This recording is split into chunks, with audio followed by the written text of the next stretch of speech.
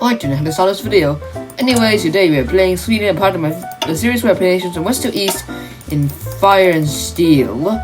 And yes, today we're playing Sweden with 0 factories in Lapland and 2 factories in Småland. Why would you live in Småland? Actually, no, strike that. The question should be, why would you willingly live in Sweden? And actually, Småland and Lapland is actually switched in this Swedish map because I messed something up, and that's why Lapland is now called Småland, and that's why Småland has 2 factories. And so welcome to IKEA land with the questionable World War II activities with like handing of iron to the Nazis and letting Nazi troops go through Sweden to march into Norway. How neutral and free indeed. And today we're playing Sweden, like I mentioned before, like the last 2 times I mentioned before. We border one major power, Germany, and we're close to bordering another major power, Russia.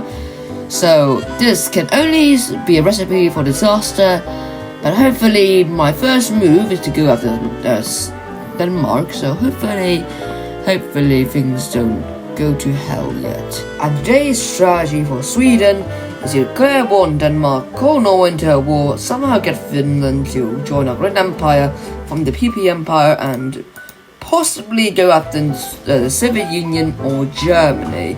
Either one works, but I would preferably go after Russia because they're more weak than, Germany, with starting like 10 million divisions inside one province. The time is now for my justifications on Denmark and Norway, and yes, I also justify on the Soviet Union. They are done. And with this, it is time to go and march into Denmark and declare war on them. So after we declare war on Denmark, we will call Norway into a war with Denmark too, because I really don't want to fight on that many fronts, and quite frankly, that's why I declared war on Denmark in the first place. So yes, now I'm going back into Denmark, and like I said, screw you, Lego land. And there we go, full of Denmark. As for Mr.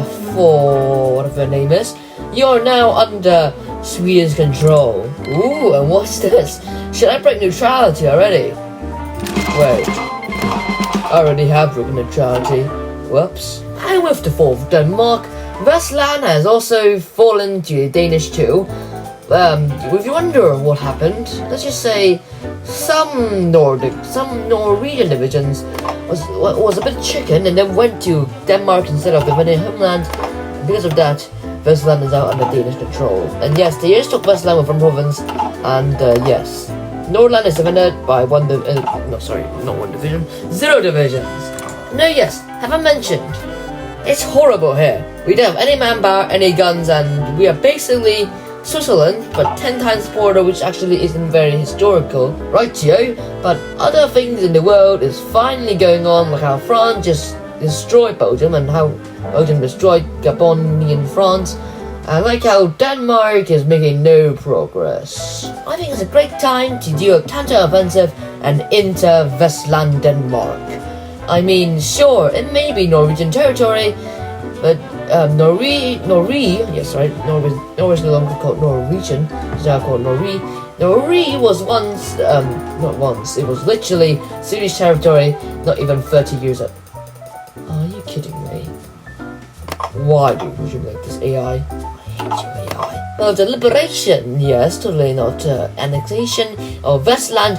We can now march into Iceland and capture it, leaving basically Green exposed.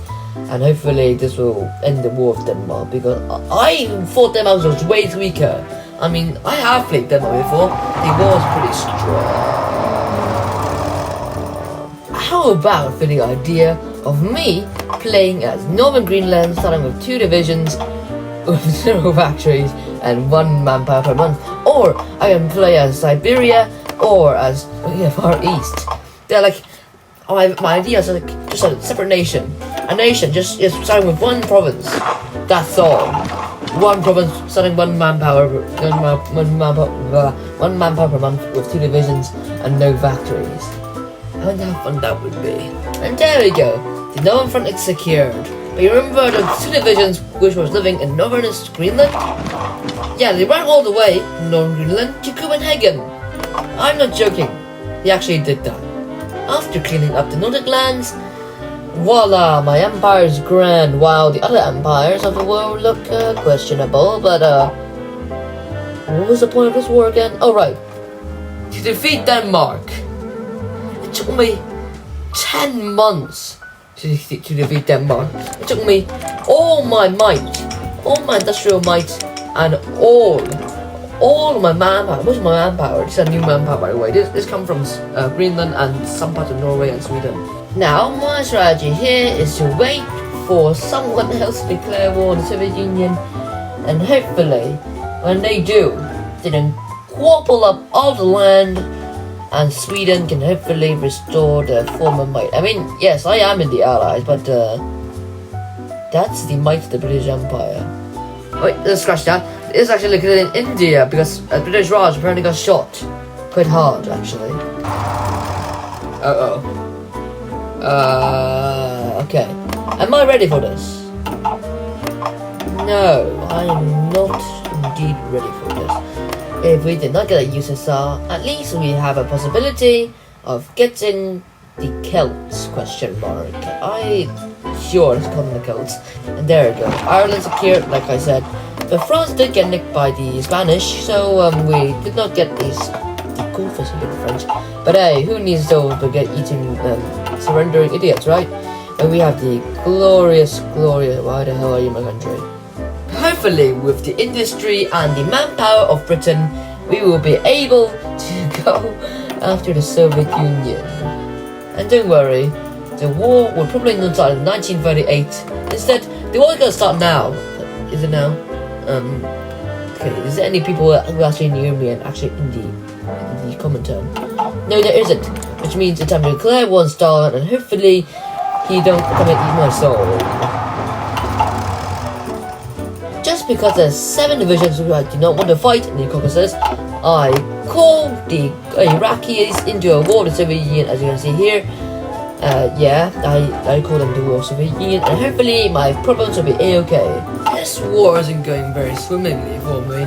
I basically lost my entire army somewhere there, and just basically not having a great time in Russia.